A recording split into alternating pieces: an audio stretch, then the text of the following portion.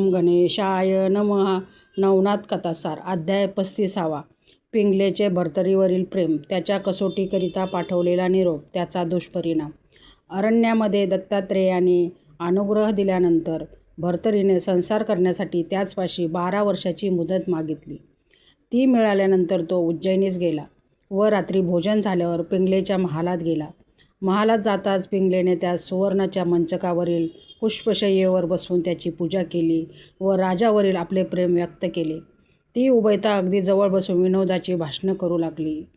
नंतर पिंगलेने राजास तांबूळ दिला आणि म्हटले, महाराज, ब्रह्मदेवाने आपला जोडा निर्माण केला, त्याप्रमाणे योगही घडून आला.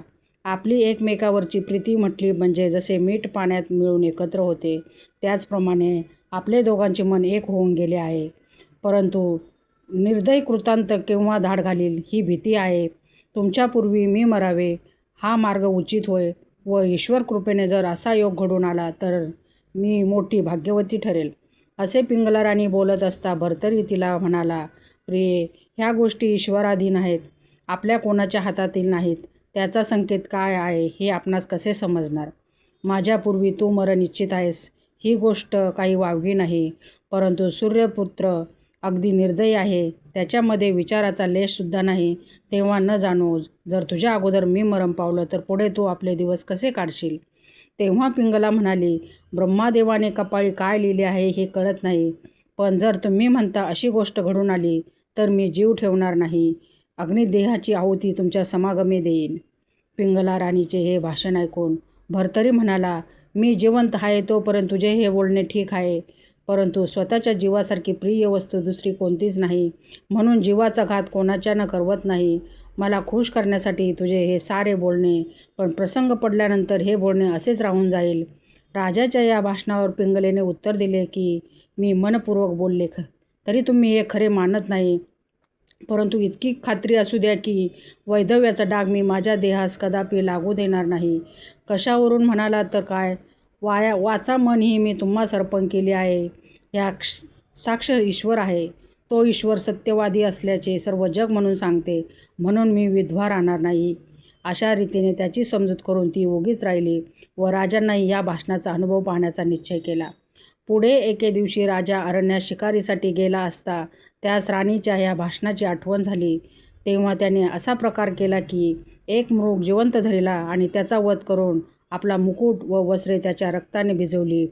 नंतर ती एक सेवकाजवळ देऊन त्यास सांगितले की ही वस्त्रे घेऊन तू पिंगलेकडे जा व तिला सांग की राजा शिकार करीत असता वाघाने त्याच्यावर झडप घालून त्याचा घात केला.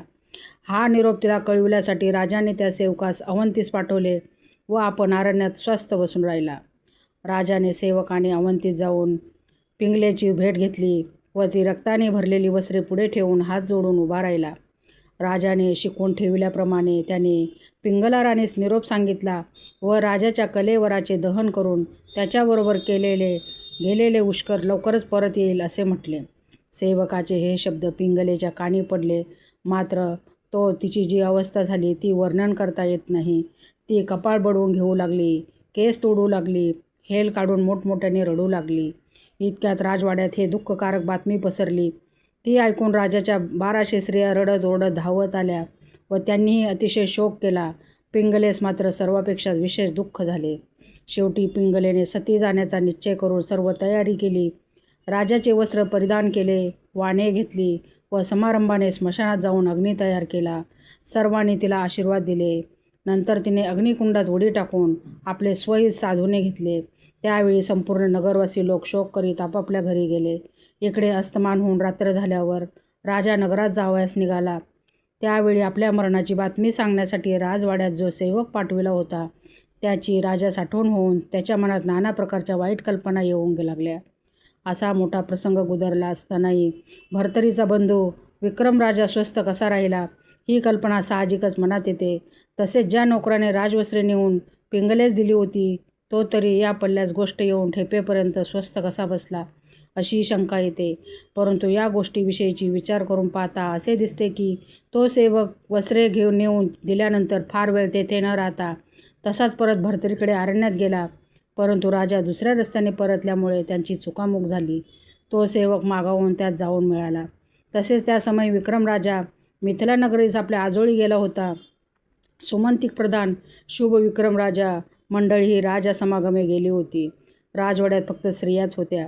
गावकरी लोकांनी पिंगले सती जाण्याविषयी हरकत केली होती, पण तिच्यापुढे कोणाचे काही चालले नाही. अज्ञानामुळे पिंगला मात्र प्राणास मुकली. भर्तरी राजा गावाच्या शिवेशी येताच द्वाररक्षकांनी पिंगला सती गेल्याचा वृत्तांत कळविला. तेव्हा राजास अत्यंत दुःख झाले. तो तसाच रडत ओरडत स्मशानात गेला व आपणही पिंगलेप्रमाणे जळून जावे अशा उद्देशाने तो तिच्यासाठी केलेल्या अग्नीत उडी टाकू लागला. पण बरोबरच्या लोकांनी त्यास धरून ठेवल्यामुळे राजाचा काही इलाज चालला नाही. पिंगलेची ही अवस्था झाल्याने राजास अतिशय दुःख झाले. तो तिचे एक एक गुण आठवून रडत होता. पिंगला सती गेली म्हणून भर्तरी स्मशानात शोक करीत आहे ही बातमी ऐकून गावचे लोकही धावत धावत स्मशानात आले. तेही राजाबरोबर मोठमोठ्याने रडू लागले, परंतु त्यांचे ते रडणं वरवरच दाखवल्यापुरते होते. राजा शोकसागरात पडला असता लोक त्याची समजूत करू लागले की, राजन, अश्वशताचा शोक करून काय उपयोग? ईश्वरावर भरोसा ठेवून स्वस्थ बसावे.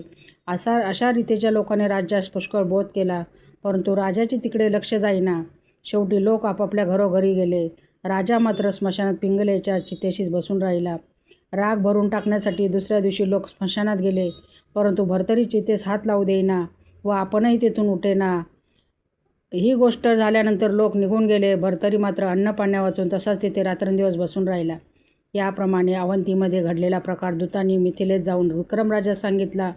ते ऐकून सत्यवर्मा, शुभविक्रम, सुमंतिक प्रधान आदी करून सर्व मंडळीस अत्यंत दुःख झाले. ते सर्व ताबडतोब उज्जैनीस आले व स्मशानामध्ये जाऊन पाहता तो त्यांना पिंगलेने दुःख करीत भर्तरी रडत बसलेला दिसला. तेव्हा विक्रम राजा भर्तरीला समजूत करू लागला, परंतु त्याला वेड लागल्यासारखे झाले. तो पिंगला पिंगला असे म्हणून रडत होता. असे बोध करिता करिता 10 दिवस गेल्यावर विक्रमाने पिंगलेची उत्तरक्रिया केली. नंतर तो राज्यकारभार पाहू लागला. विक्रम राजा त्यास नित्य जाऊन बोध करीत असे. याप्रमाणे 12 वर्षे झाली, पण बोध केल्याने काही फायदा झाला नाही. पिंगलेच्या दुःखाने भर्तरी अन्न सोडले होते व तो फक्त झाडाची पाने खाऊन व उदक प्राशन करून राहिला होता. त्या योगाने त्याचे शरीर कृश झाले. भर्तरी अशी अवस्था पाहून मित्र वरूनच त्याची दया आली. नंतर तो दत्तात्रेयाकडे गेला.